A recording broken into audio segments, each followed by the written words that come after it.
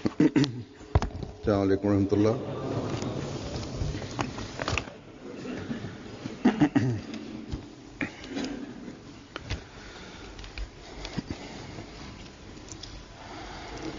أشهد أن لا إله إلا الله وحده لا شريك له وأشهد أن محمدا عبده ورسوله أما بعد فأعوذ بالله من الشيطان الرجيم بسم الله الرحمن الرحيم الحمد لله رب العالمين الرحمن الرحيم مالك يوم الدين إياك نعبد وإياك نستعين اهدنا الصراط المستقيم صراط الذين أنعمت عليهم غير المغضوب عليهم ولا الضالين.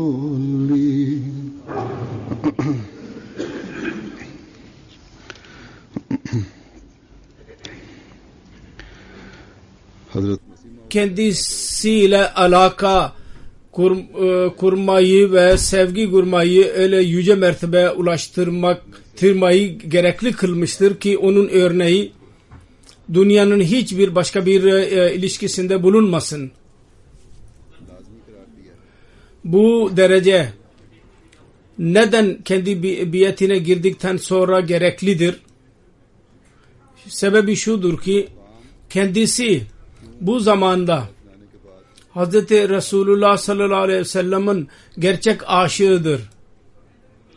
Hz. Resulullah sallallahu aleyhi ve sellem'in önceden verdiği gaybi haberlere göre imanı ülker yıldızından yeryüzüne getirmiştir. İslam talimatında latına girmiş olan bidatları yok ederek İslamiyet'in halis ve parlayan talimatını tekrar bizim gözlerimizin önüne koymuştur. Hz. Resulullah sallallahu aleyhi ve sellem'in gerçek derecesini ve mertebesini bize tanıtmıştır. Ve kulu Allah-u Teala'ya birleştirmiştir. Bir yerde der ki ben kendi doğru ve kamil bilgiye göre biliyorum ki hiçbir insan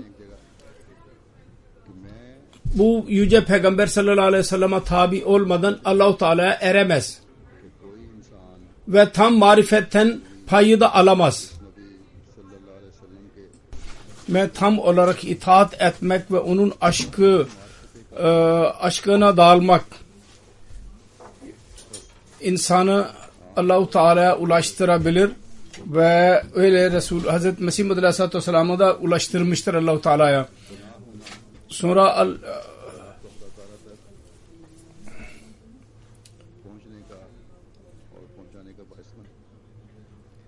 Yüce Allah dahi gerçek bu aşığı kardeşlik ilişkisini kendisiyle kardeşlik ilişkisini kurmak ve kendisine tabi olmayı gerekli kılmıştır. Ve kendisi öyle güzel manzaralar gösterdi ki ahirin yani sondakiler ilklerle birleştiler. Allah-u Teala'nın bu davranışı hakkında bir yerde der ki bir insan tam olarak Allah-u Teala'yı seviyorsa Allah-u Teala da onu sever. İşte o zaman yeryüzünde onun için bir kabul yayılır ve binlerce insanın kalbinde doğru bir sevgi, onun sevgisi yaratılır ve bir cazibe kuvvet kendisine bahşedilir ve bir nur kendisine bahşedilir. O da devamlı olarak kendisiyle birlikte olur. Bu derece, bu zaman Hz. Mesih Maud Aleyhisselatü Vesselam'a nasip olmuştur. Şu anda ben sizinle doğru olarak sizi sevenlerin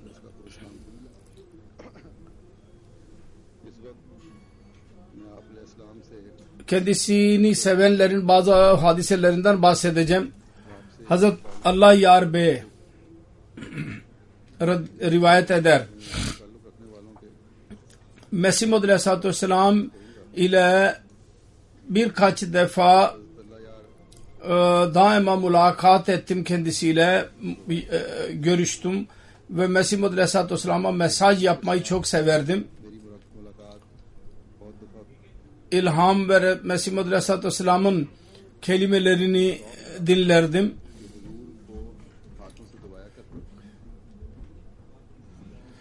Bu arzu ile ben hicret ederek Kadiyan'a geçtim ki devamlı olarak bunları dinleyeyim.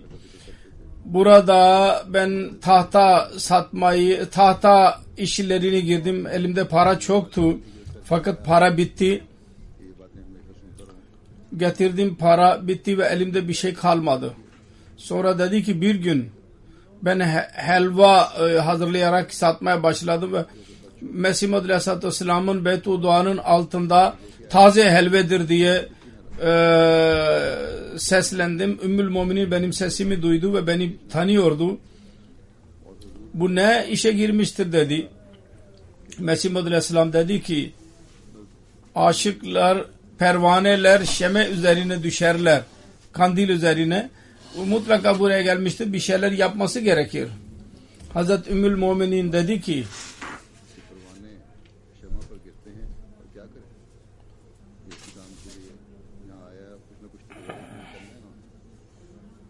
elinde belki eşekler vardır malzemeyi sağa sola götürmek için. Mesih Maud Aleyhisselam dedi ki hayır, onun bu hayvanları yoktur. Ümmül Muminin dedi ki birisine hizmetçi olsun. Dedi ki fazla tahsili yoktur. Konuştular birbirleriyle ve Mesih Maud Aleyhisselatü Vesselam buyurdu ki tahta işini bilir ancak ve onu yapabilir. Allah-u Teala onda bereket versin. Ben bütün bu konuşmaları dinliyordum aşağıda. Ondan sonra Mesih Maud Aleyhisselatü Vesselam beni çağırdı. Dedi ki sende bir tahta var mı? Vardır efendim, değişik ağaçların misafirhane için karyolaların ayaklarını hazırla, yapabilir misin? Orada birisi vardı, dedi ki şu ağacından yapılmış olan tahta karyolaları güzel değil. Mesih Maud Aleyhisselatü Vesselam dedi ki Allah-u Teala bunu yaratmıştır, mutlaka faydalı olacak. Sonra bana dedi ki 20 tane hazırla. Her iki taraftan bu alaka devam ediyordu. Sonra Hazret Malik Khan Bey rivayet eder. Ben 1902 senesinde Hazret Sahibzade Abdüllatif Şehid radıyallahu anh ile birlikte Kadiyan'a geçtim Kadiyan Darulaman'a. Hatırlamıyorum ki ben buraya geldiğim zaman mı biat ettim yahut ikinci gün mü. Fakat iyi hatırlıyorum. Öğleden sonra biz biat için huzura gittik. Hazret Şehid merhum radıyallahu anh ilk olarak Hazreti Akdes Mesih Maud Aleyhisselatü Vesselam'ın elini verdi. Sonra ikincisi olarak ben elimi koydum. Biat ettikten sonra ben galiba 2-3 gün Kadiyan'da geçirdim. Şehid merhum bana dedi ki ben bir rüya gördüm. Sen hemen geri git çünkü sana eziyet verecekler. Ben 2-3 gün sonra geri gittim. Benimle birlikte bir molla vardı Screen Gul, o da geri gitti. Şehit merhum daima derdi ki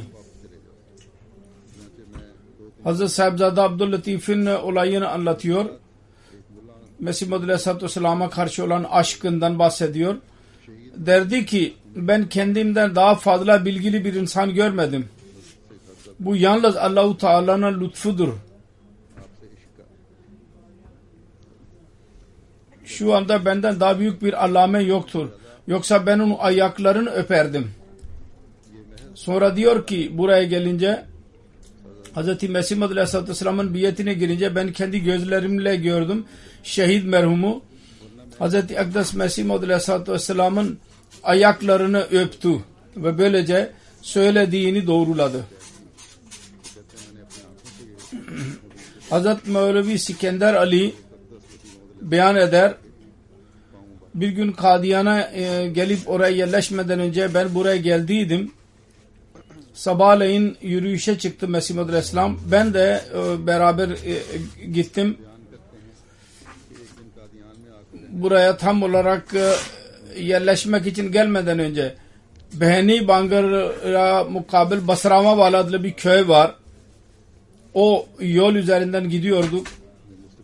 Orada Mesih Maud Aleyhisselatü Vesselam dedi ki küçük küçük şeyleri bırakamayanlar ki onlar bırakmakla bir insan kötü davranmıyor. Mesela nargileyi bırakamıyor ya diğer sarhoş edici şeyleri bırakamıyorsa o zaman kendi kardeşlerini nasıl bırakabilir? Yani dinini nasıl değiştirebilir? Çünkü dini değiştirmek neticesinde anne baba kardeşler filan hepsi öfkeleniyorlar. Eğer küçük eziyetleri tahammül edemiyorsan büyük eziyetleri nasıl tahammül edeceksin? Ben o zaman nargile içerdim.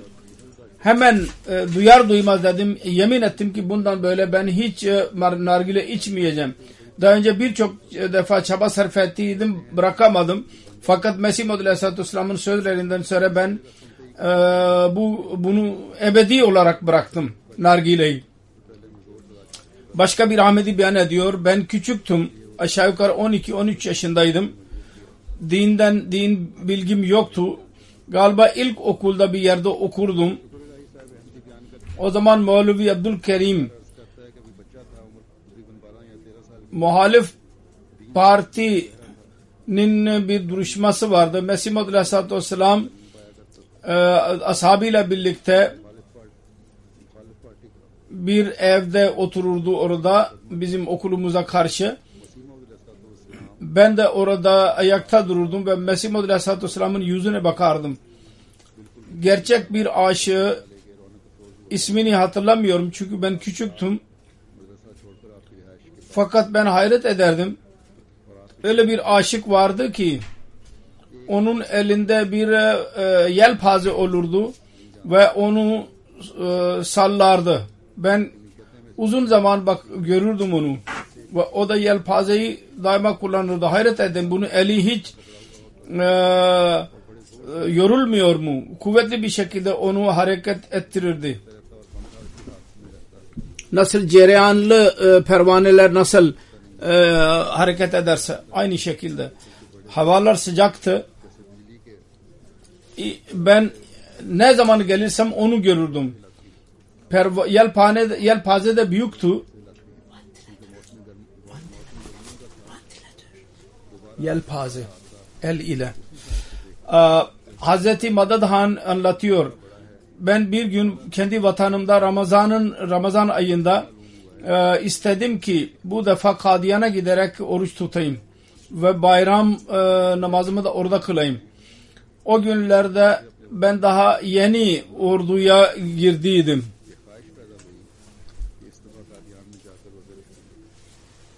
Camadar derlerdi ona. Ben çok isterdim ki kendi işime gitmeden önce Kadiyan'a gideyim. Ki Mesih Maud Aleyhisselatü Vesselam'ın yüzünü görebileyim. Ve kendi eli üzerinde tekrar biyet edeyim. Çünkü ilk biyetim 1895-96 senesindeydi. Ben posta vasıtasıyla yaptıydım. Ayrıca Kadiyan'a gitmek için ilk fırsatım vardı. Onun için çok arzuluydum. Mutlaka Mesih Maud Aleyhisselatü Vesselam'ı görmeliyim. Eğer ben işe gidersem ondan sonra kim bilir belki de Mesih Maud Aleyhisselatü Vesselam'ı göremeyeceğim. Onun için irade ettim ki önce Kadiyan'a gideceğim ve Mesih Maud Aleyhisselatü Vesselam'ı göreceğim ve ondan sonra geri döndükten sonra işime gideceğim. Ben Kadiyan'ı bilerek buraya geldim. Buraya gelince Mesih Maud Aleyhisselatü Vesselam'ın yüzünü görür görmez kalbimde bir düşünce doğdu. Eğer bütün Keşmir bana verirlerse ben yine Mesih Maud Aleyhisselatü Vesselam'ı bırakarak Kadiyan'dan çıkamam. Mesih Maud Aleyhisselatü Vesselam'ın çekiciliğiydi ki beni geri gitmekten mani oluyordu. Mesih Maud Aleyhisselatü Vesselam'ın yüzünü görerek oradan ayrılmam zor oldu. Ben kendisini görür görmez her şeyi unuttum. Eğer dışarıda 1000 rupi maaşım varsa ben onu istemezdim. Bu nur yüzlü çehreyi asla göremeyeceksin dışarıda. Bu düşünceyle ben kendi vatanıma gitmemeye karar verdim ve düşündüm ki eğer bugün yarın ölürsen Mesih Maud Aleyhisselatü Vesselam senin cenazını kıldıracak ve sen de necata kavuşursun ve Allah da razı olacak. Ve Kadiyan'da kalmaya karar verdim. Burada ben her gün bir dua için Mesih Maud Aleyhisselatü Vesselam'a bir zarf verirdim. Kendi eline verirdim. Fakat kalbimde her zaman tehlike vardı ki Mesih Maud Aleyhisselatü Vesselam bu amelimden bana gücenmesin. Niye beni her gün rahatsız ediyor demesin. Fakat benim bu düşüncem doğru çıkmadı. Bir gün yazılı olarak bana dedi ki siz çok güzel bir tavır takındınız. Her gün hatırlatıyorsunuz. Onun üzerine ben de sizin için Allah-u Teala'ya dua ediyorum. İnşallah Teala yine dua etmeye devam edeceğim. Hazreti Muhammed İsmail radıyallahu anh Mevlevi Cemaluddin'in oğlu beyan ediyor. Ben hemen hemen 20 yaşındaydım. Gurdaspur'da Karamdin Cehlumi'nin duruşmasının kararı verilecekti. Ben bir gün önce köyden oraya geçtim. Orada Mesih Maud Aleyhisselatü Vesselam dahi bir evdeydi. Hava sıcaktı. Mesih Maud Aleyhisselatü Vesselam bir odada oturuyordu. Orada benim babam Miya Cemaluddin, Miya İmamuddin Sekhvani ve Çodri Abdülaziz dahi oradaydılar.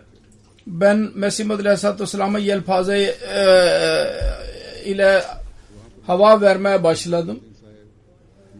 Mesih Maud Aleyhisselatü Vesselam gülümseyerek dedi ki Miya İsmail dahi sevaba nail olmuştur, sevaba katılmıştır. Mesih Maud Aleyhisselatü Vesselam küçük bir hizmetten memnun kalırdı. Hatırladığım zaman ben çok memnun oluyorum. Hazreti Şeyh Asgar Ali beyan ediyor. Mesih Maud Aleyhisselatü Vesselam genellikle dışarıdan gelen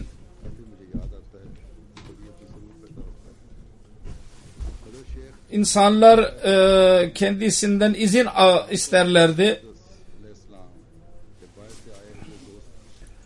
Sık sık onlara çabuk bana gelin derdi. Ve bazen derdi ki daha fazla burada kalın. Mesih Maud Aleyhisselatü Vesselam derdi ki biraz daha fazla durabilecek. Ona derdi. Herkese demezdi. Fakat bu durabilir diye düşündüğüne söylerdi. Burada biraz daha kal. İnsanların Mesih Maud Aleyhisselatü Vesselam'dan ayrılmaları zor olurdu kendileri için. Herkes gitmeden önce tokalaşsın derdi. Ve herkes tokalaşarak ayrılırdı. Ne kadar geç olursa olsun. Mesih Maud Aleyhisselatü Vesselam'a selam verirler, tokalaşırlar ve izin almadan geri gitmezlerdi. Hiçbir kimse benim bildiğim kadarıyla. Bazı kimseler çok geç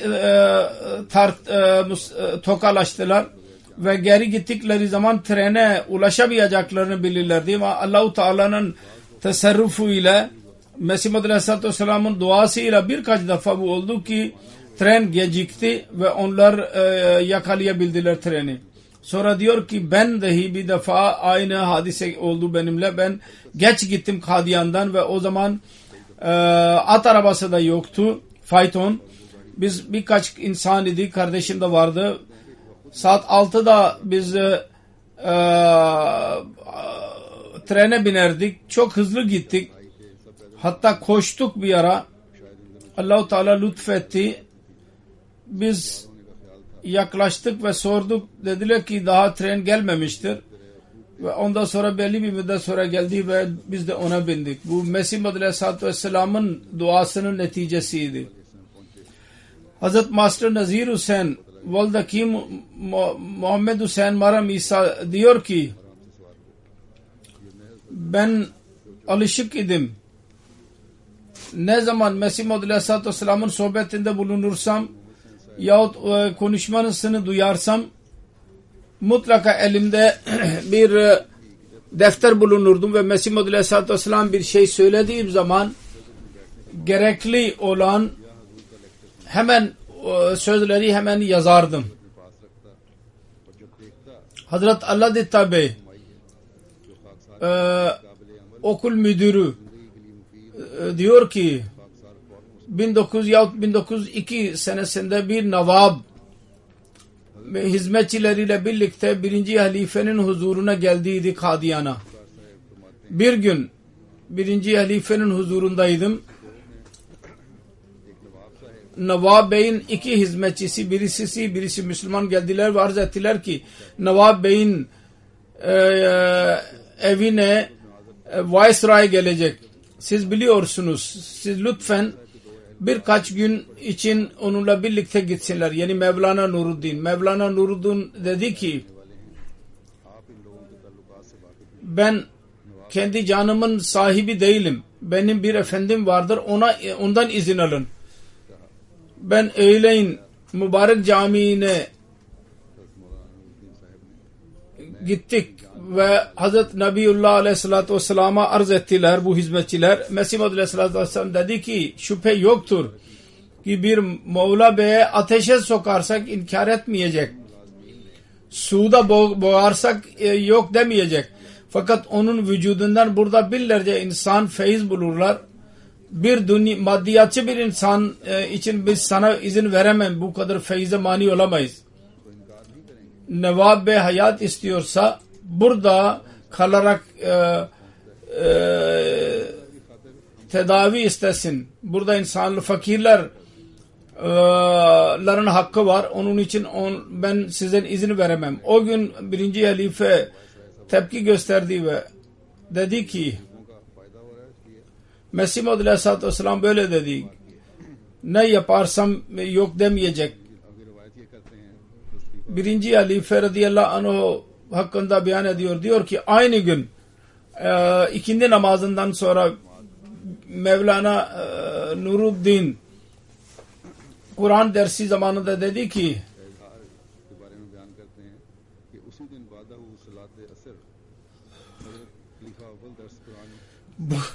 bugün ben o kadar memnunum ki ben konuşamıyorum.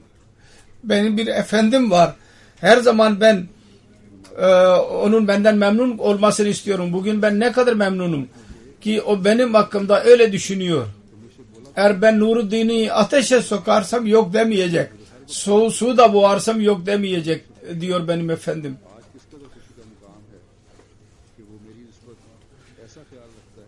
Hazret Master Vedhave Khan radıyallahu anh beyan eder.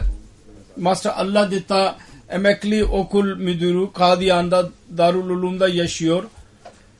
Kila Didar Singh okulunda müdür yardımcısıydı. Bana beyan etti ki bir defa Kadiyan'a ben gittiydim. Mübarek camiinde Mesih Aleyhisselatü Vesselam arkadaşlarla birlikteydi. Ve Hazret Mevlana Nuruddin dahi oradaydı. Mesih Aleyhisselam ona işaret ederek dedi ki yani 1. halife Mevlana Nuruddin radıyallahu anh hazretlerine işaret ederek dedi ki bu benim gerçek aşığımdır. Beni seven. Ondan sonra Mesih Aleyhisselatü Vesselam vaaz olarak dedi ki onun sevdiği bir insan kendisine böyle derse o başka ne gerek kendisine. Hazret Master Mevla Bakşivald Umar beyan ediyor. Bir defa ben Kadiyan'daydım. 2-3 gün daha vardı. Benim iznim bitmek üzereydi. İzin aldım. Hakrob'un mahallesinden geçtim. Batala yolunda yürümek istemedim. Orada oturdum. Ve yüksek sesle ağladım ve geri geldim. Eve gitmek istemiyordum. Bir rahatsızlık vardı içimde. O izin bitince geri gittim. Bu da Mesih Maud Aleyhisselatü Vesselam'ın sevgisinin neticesiydi. Hazreti Mevlevi Muhibbur Rahman beyan ediyor. Ben babamla birlikte 1990 senesinde Kadiyan'a geçtim. 1899 senesinde Betala'dan faytona bindim ve Kadiyan'a vardık. Fayton misafirhanenin kapısına gittiği zaman babam hemen oradan indi ve koşarak gitti. Fayton dışarı çıkardı malzemeyi ve ben orada hayret içindeydim. Babama ne oldu? Niye koşarak gitti? Belli bir müddet sonra Hafız Ahmed Ali dışarı geldi ve sordu. Bu malzeme Habibur Rahman'ın mıdır? Ben evet dedim. O malzemeyi götürdü. Bir müddet sonra babam geri geçti. İkinci gün sabahleyin sabah namazından sonra babam beni de Mesih Maud Aleyhisselatü Vesselam'ın evine götürdü. Kapıya gider gitmez Mesih Maud Aleyhisselatü Vesselam kapıyı bizzat açtı. Biz içeri girdik. Beytül Fikr ile bitişik olan oda. Mesih Maud Aleyhisselatü Vesselam'ın bir tahta üzerinde oturuyordu. Orada birçok kitaplar vardı. Biz bir karyolanın üzerinde oturduk. Orada yakındaydı. Babam Mesih Maud Aleyhisselatü Vesselam ile birlikte uzun zaman konuştu. Ondan sonra arz etti babam. Ben Muhibbur Rahman'ı biyet için getirdim. Dedi ki bu zaten biyet etmiştir. Babası biyet ettiyse belki doğuştan itibaren Ahmediydi. Babası ettiyse çocuklar da onunla birliktedir. Zaten biyet vardır. Babam arz etti. Ben istiyorum ki biyet etsin ve dualara da nail olacak. Tamam, o zaman bu akşam biyet alacak. O gün akşam üzeri akşam namazından sonra birkaç arkadaşla birlikte biyet etti benim babam. Babam da biyetten sonra yeni bir his uyandı. O zaman anladım ki babam biz geldiğimiz zaman niye koşa koşa Mesih Maud Aleyhisselatü Vesselam'ın huzuruna gittiydi. Sebep buydu. Bu aşk vardı. Rahatsız etti ve hemen Mesih Maud Aleyhisselatü Vesselam'ın yanına gitti. Babamın alışkanlığıydı. Kadiyan'a gider gitmez Mesih Maud Aleyhisselatü Vesselam'ın huzuruna gider ve sabahleyin dahi Mesih Maud Aleyhisselatü Vesselam'ın huzurunda bulunurdu. Hazreti Hacı Musa, Muhammed Musa radıyallahu anh beyan eder. Bir defa benim oğlum Abdülmecid o zaman 4 yaşındaydı. Israr etti ki ben Mesih Maud Aleyhisselatü Vesselam'a sarılmak istiyorum. Akşamdan sonra sabaha kadar inat etti ve bizi çok rahatsız etti. İlk gün ben o tren ile Betala'ya gittim ve oradan fayton ile Kadiyan'a geçtik ve gider gitmez Mesih Maud Aleyhisselatü Vesselam'a arz ettik. Abdülmecid sizinle sarılmak istiyor.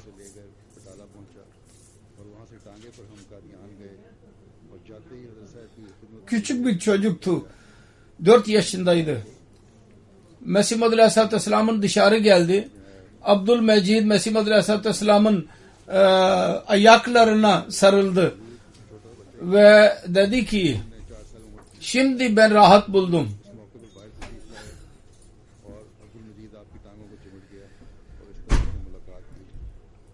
Hazret Mia Abdülgaffar beyan ediyor. Bir defa Hazreti Mesih Maud Aleyhisselatü Vesselam'ın dışarı geldi ve Ahmediye Çavuk adlı yere geldi. Ben de hatırladım. Mesih Maud Aleyhisselatü Vesselam'ın elinde baston vardı ve ona güveniyordu. Ben Mesih Maud Aleyhisselatü Vesselam'ın şifahanenin yanındaydım. Mesih Maud Aleyhisselatü Vesselam'ı görünce dedim ki Mesih Maud Aleyhisselam geldi. yüksek sesle konuşma dedim. İnsanlar koşa koşa gelecekler ve insanlar çoğalacak ve biz Mesih Muhammed Aleyhisselatü Vesselam'ın sözlerini duyamayacağız. Bu da bir aşktır. Bizimle diğer insanlar araya girmesinler. Fazla insanlar birikmesinler ki biz Mesih Muhammed Aleyhisselatü Vesselam'a yaklaşamayalım.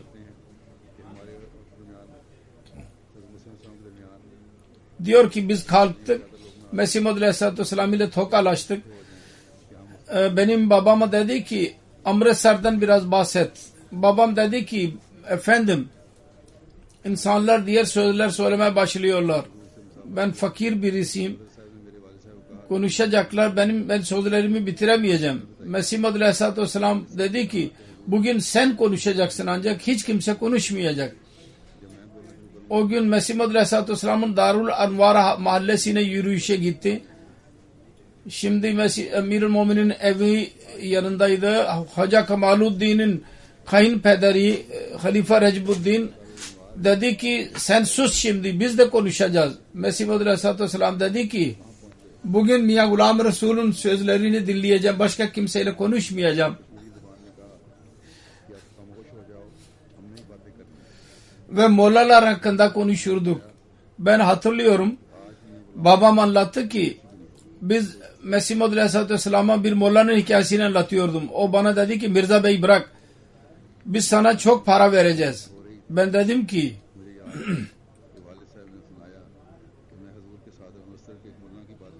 filan misafirin yanında bir kadın var, kadını bırakamaz.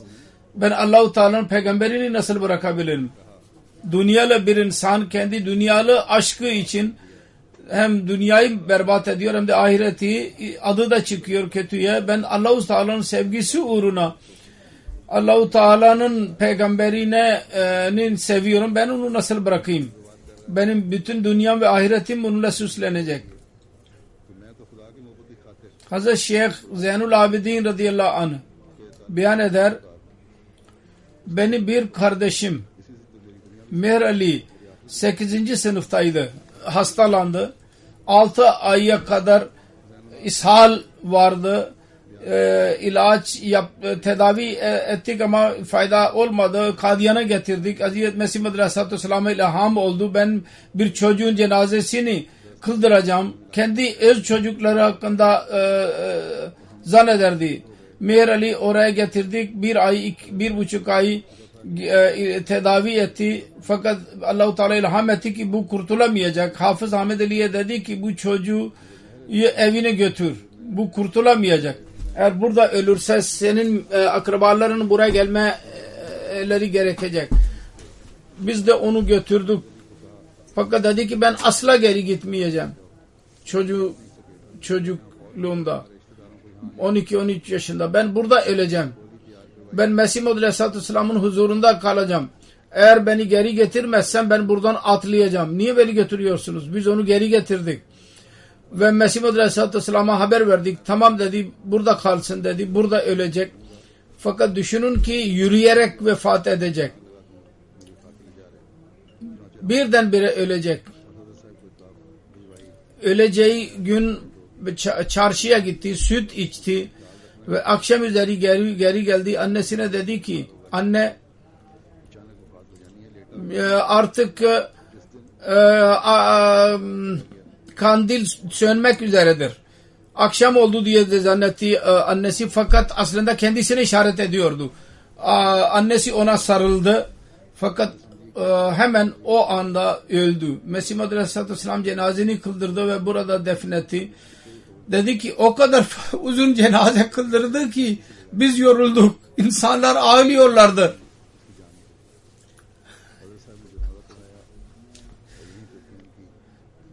Hazreti Miya Abdurrazak Bey anlatıyor. Ben Mesih Muhammed Aleyhisselatü Vesselam'ın duruşmasını dinlemek üzere bir gün önce Cehlum'a gittim. Cehlum'daki meşhur duruşma. Tren gelmeden 2 saat önce ben istasyona geçtim. İstasyonda bir manzara gördüm. Polis vardı her yerde. İnsanlar duvarlara çıkmak istiyorlardı ama polis izin vermiyordu. Tren gelince o kadar fazla insanlar vardı ki polis bir şey yapamadı. Halk eve girdi. Mesih Maud Aleyhisselatü Vesselam'ın trenden dışarı çıkmak için orada bir yol açtılar. O yolda Çodri Mola Bakş Siyalkot'un meşhur Ahmedisi geçti ve trene kadar gitti. Ondan sonra Mesih Maud Aleyhisselatü Vesselam'ın geçti ve sonra Mevlevi Abdüllatif Şehid ve Mevlevi Muhammed Hasan vardı ve şeye bindiler. Faytonun yürümesi zor oldu. Polis vardı tabi. Halka da ricada bulundu, lütfen geri geçin. Celal ile orada yürürdü. Biz üzüntülüydük. Mesih Maud Aleyhisselatü Vesselam'ın sağ salim evine geçsin. Mevlevi Burhanuddin Cehlumi faytonun önünde yürürdü. Coş ederek derdi ki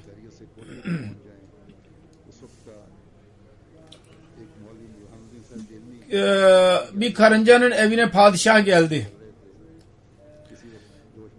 Hazreti Amir Muhammed'in beyan ediyor, ben geldiğim gün başka birisi de yanımdaydı. O buraya gelince hastalandı ve ben hastaydım, ben iyileştim. İlk olarak ben birkaç lokma alırdım, onları da hazmedemezdim. Buraya gelince 2 çapati yerdim. Sonra Emre gittim, yine hastalandım.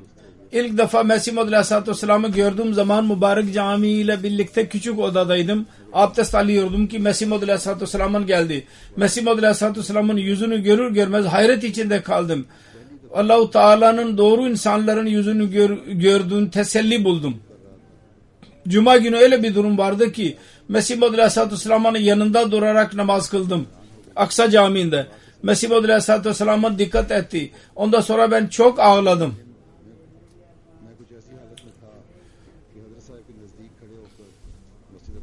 Namazda ve namazdan önce de Sufilerin dininde vardır. Buna gusül derler. İkindi namazında ben yine mulaki oldum huzur ile. Sordu, nasılsın?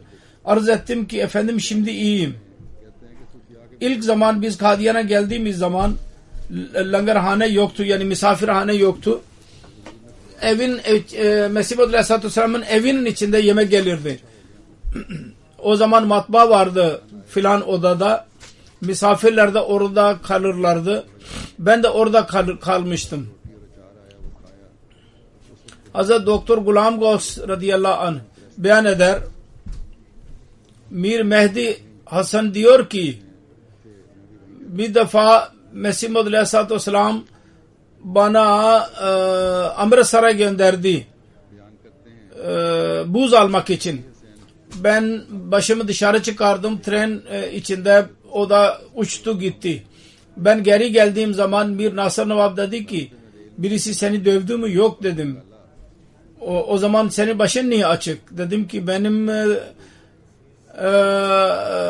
kalpam uçmuştur. Mesih Maud Aleyhisselatü Vesselam'a söyledi. Mesih Maud Aleyhisselam dedi ki biz kalpak vereceğiz. Ben istemedim ama 2 analık Hindistan'ın parasıyla ben kalpak satın aldım. 6 ay sonra Mesih Maud Aleyhisselatü Vesselam bir kalpak ve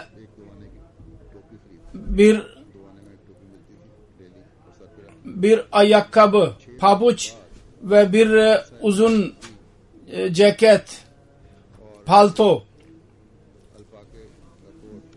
çok nefis, çok güzel bana hediye etti.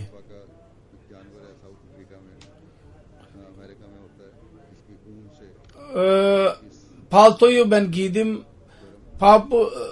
Papucu ben babama verdim ve kalpağı ve paltoyu kullandım. Adamın birisi bana dedi ki Mir Bey, senin başında bir kalpak var, o da kötüdür, ben sana yeni bir şey getireyim. Dedim ki buna eşit bir kalpak bulamazsın ne yerde ne de gökte. O dedi ki nasıl? Dedim ki bu Mesih Maud Aleyhisselatü Vesselam'ın başında 2 sene kaldırmıştır. Adam iyiydi, o da anladı. Mesih Maud Aleyhisselatü Vesselam'ın muridi oldu daha sonra. Hazret Mevlevi Azizuddin Bey beyan eder. Ben ne kadar Mesih Maud Aleyhisselatü Vesselam ile mulaki olduysam 50, 60, 70 defa gelir gelmez Mesih Maud Aleyhisselatü Vesselam'ın yanına giderdim ve kendi sarığımı çıkarıp arardım. Mesih Maud Aleyhisselatü Vesselam'ın her iki elini başımın üzerine koyardım. Onun için ben 81 yaşındayım ve hiç hastalanmadım. Bir iki defa yara aldım, o başka. Hafif bir şekilde. Hazreti Şeyh Muhammed İsmail radıyallahu anh diyor ki Hazreti Mesih Maud Aleyhisselatü Vesselam mübarek camide namazı bitirdikten sonra orada otururduk. Biz çok memnun kalırdık. Biz bilirdik ki şimdi Allah-u Teala'nın marifetin noktalarını beyan edecek ve Allah-u Teala'nın sevgisini anlayacağız. Herkes Mesih Maud Aleyhisselatü Vesselam'ın sözlerini dinlerdi. Onun mübarek yüzüne bakardı herkes. İştiyaklı bir şekilde. Mübarek dilinden ne beyan ederse biz onları iyi dinleyelim derlerdi. Durum buydu. Mesih Maud Aleyhisselatü Vesselam'ın aşıklarının kendi sözlerini dinlemekten biz asla yorulmadık. Asla bir insanların sözünü dinlemekten yorulmazdı ve mani olmazdı. Hiçbir zaman sessiz kaldığını, yani çok hafif sesle konuştuğunu görmedim. Bedruddin Bey, Karachi'nin prezidenti. Ne var? Bedruddin, Karachi cemaatinin prezidenti, sadr cemaati başkanı. Hazreti Şahibzade Abdüllatif Şehid radıyallahu anh'un öğrencilerinden birisi rivayet onun rivayetini beyan ediyor. Bir defa küçük kızlarda dahi bu Mesih Maud Aleyhisselatü Vesselam'ın sevgisi vardı, ondan bahsediyor. Bir defa Hazreti Mesih Maud Aleyhisselatü Vesselam bir yol üzerinde yürüyordu. Orada da mango ağaçları var.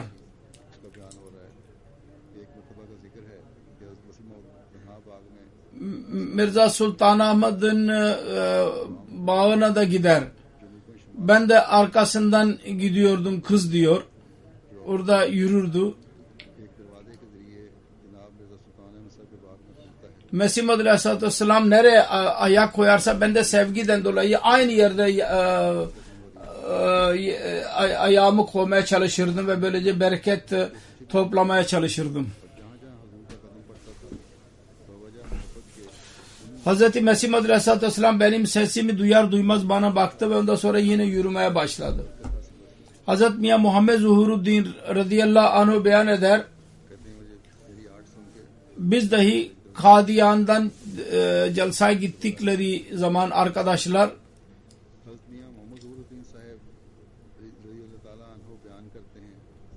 biz geri geldik.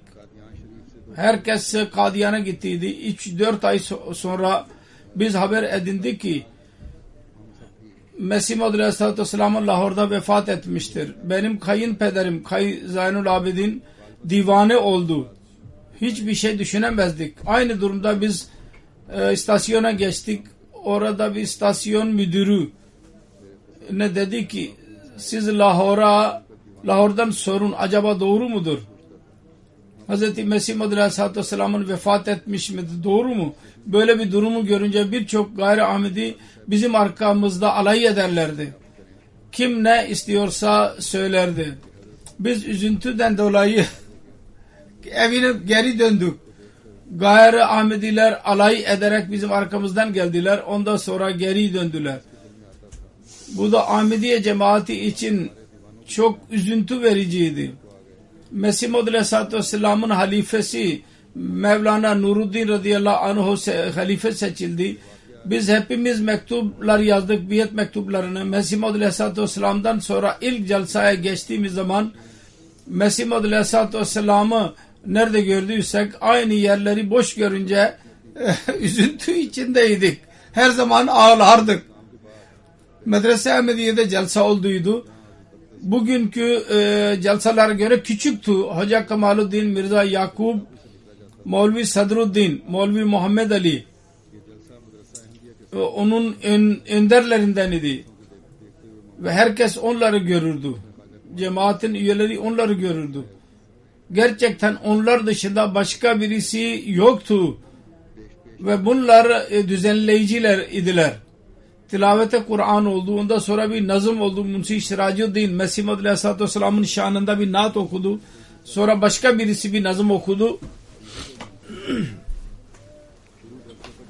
Ondan sonra Hazret Mirza Mahmud Ahmet bir konuşma yaptı. İkinci halife. Sonradan ikinci halife oldu. Birinci halife zamanında. Mesih Maud Aleyhisselatü Vesselam'ın vefatından sonra ilk konuşmada, Celsat Salana'da beyan etti ki Firavun'un zulmünden İsrail oğulları nasıl ağladılarsa bir gün aynı yaşlar denize dönüştüler, deryaya ve Firavun orada boğuldu. Onun için üzüntü durumunda çıkan yaşlıların etkisi çok olur. Pakistan cemaati bunu unutmamalı. Bugünlerde böyle ağlamaları lazım Allah'ın huzurunda. Diyor ki İsrail oğullarının ağaçları derya oldular ve Firavun'un boğulmasına sebep oldular. O kadar güzel bir konuşma yaptı ki herkes vecd içinde kaldı. Konuşması bitince Hazreti Emirül Müminin Halifetul Mesih ve radıyallahu anh konuşmasına girmeden önce dedi ki Miya Mahmud Ahmet o kadar güzel konuşma yaptı ki ben de asla bu konuyu düşünmemiştim. İnsanların kudret-i saniye yani hilafet için daima dua etmeleri lazım. Hemen dua edildi ve dedi ki Miya Bey için de dua edin ki Allah-u Teala onu kötü gözden korusun.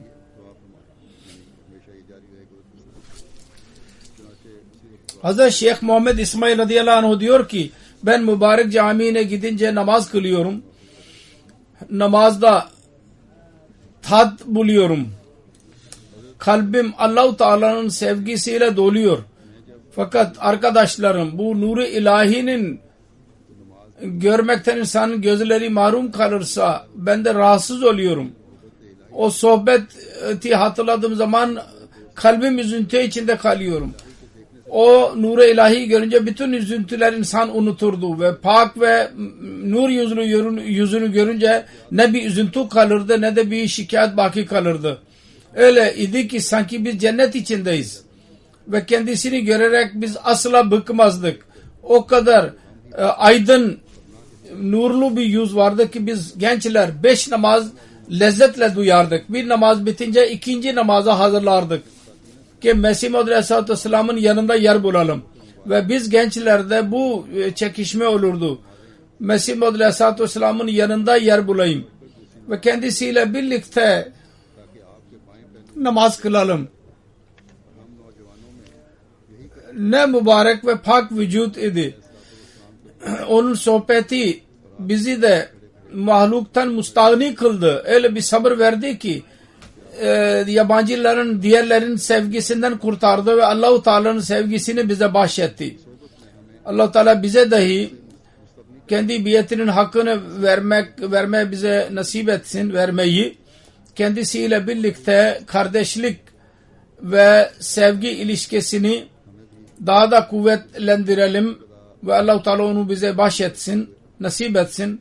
Ve bu alakadan dolayı Hz. Resulullah sallallahu aleyhi ve sellem'in kamil olarak kendisine itaat etmek ve Allah-u Teala'nın sevgisini elde etmek bize nasip olsun. Amin.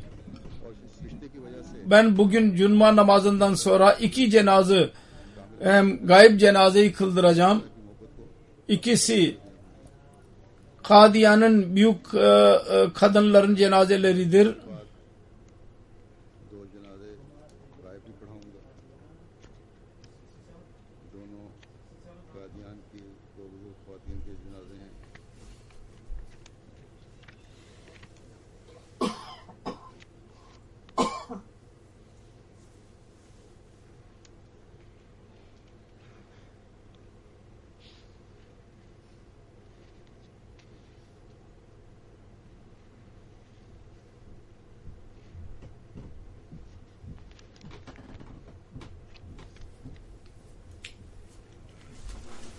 İlk cenaze Reşida Begum, Mr. Muhammed Din Derviş'in karısının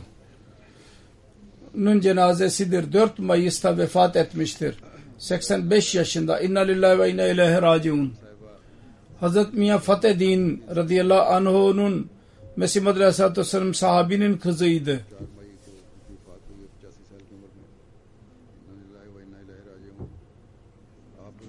Ve Hazreti Mesih Madri Aleyhisselatü Vesselam'ın ailesi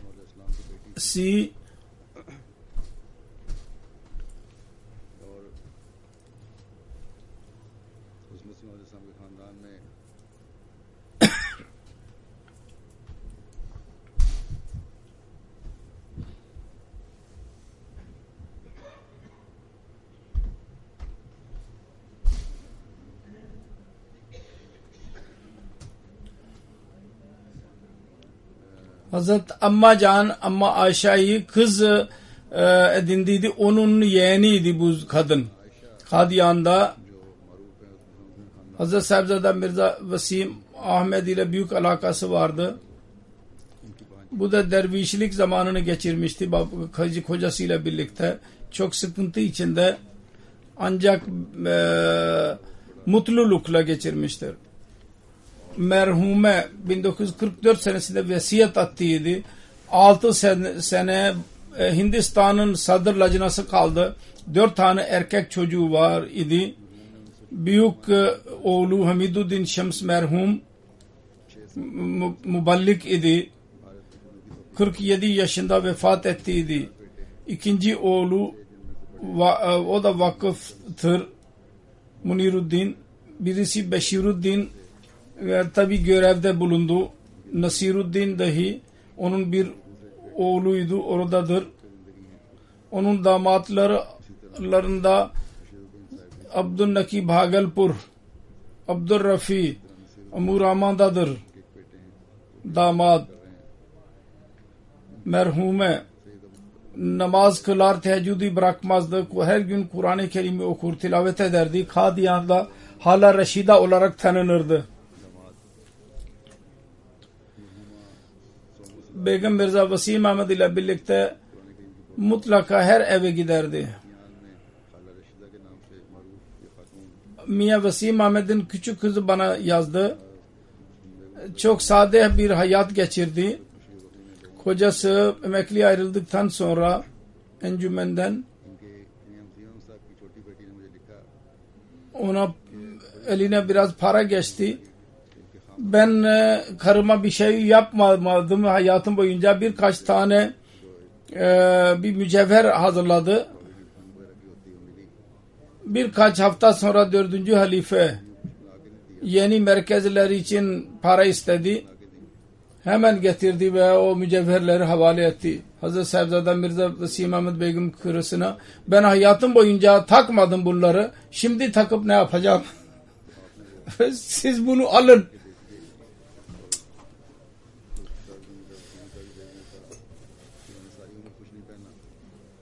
Çanda ve mücevherler kocasının elindeydi. Benim karım bunları göndermiştir bunu. Çünkü orada görevliydi. Parasını verdi. Ben hazırladıydım karıma. O da çanda olarak vermiştir. Parasını verdi ve yine geri getirdi. Tekrar 4. halife para istedi. Yine aynı mücevher getirdi ve verdi. Sonra kocasının elinde de para yoktu. Satın alamadım ikinci defa. Ben hayatım boyunca takmadım. Şimdi takıp ne yapacağım dedi. Allah yolunda verdiği her şey.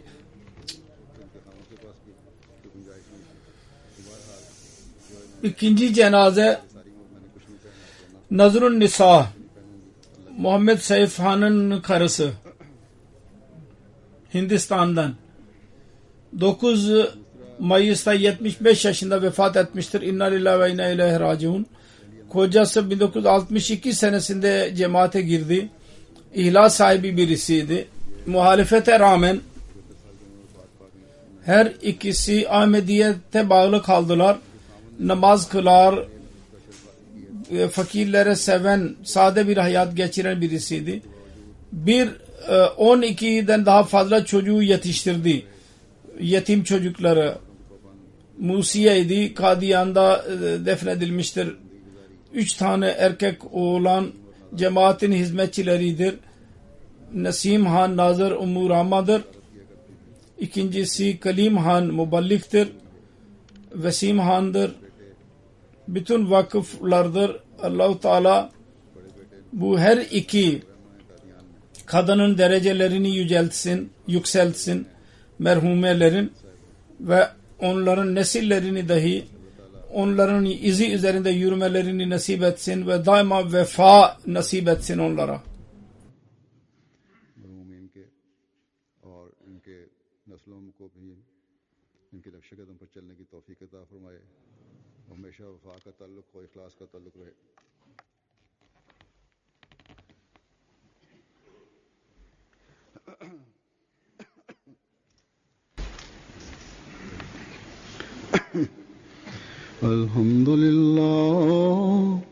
Alhamdulillah nahmaduhu wa nasta'inuhu wa nastaghfiruhu wa nu'minu bihi wa natawakkalu alayhi wa na'udhu billahi min shururi anfusina wa min sayyiati a'malina.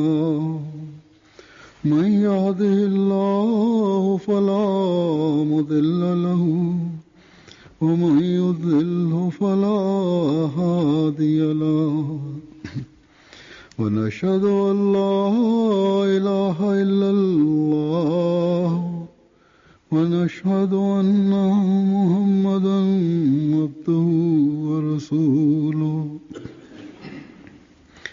عباد الله رحمكم الله إن الله يأمر بالعدل والإحسان وإيتاء ذي القربى وينهى عن الفحشاء والمنكر والبغي يعظكم لعلكم تذكرون. اذكروا الله يذكركم وادعوه يستجب لكم ولذكر الله أكبر.